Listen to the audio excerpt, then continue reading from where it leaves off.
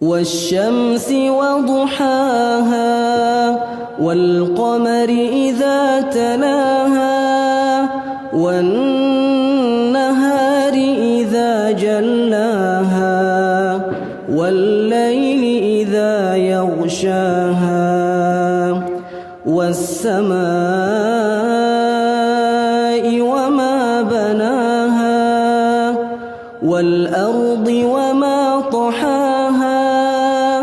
ونفس وما سواها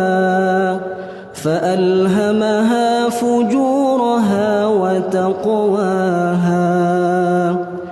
قد أفلح من زكاها وقد خاب من دساها كذبت ثمود بطغواها إذ انبعث أشقاها فقال لهم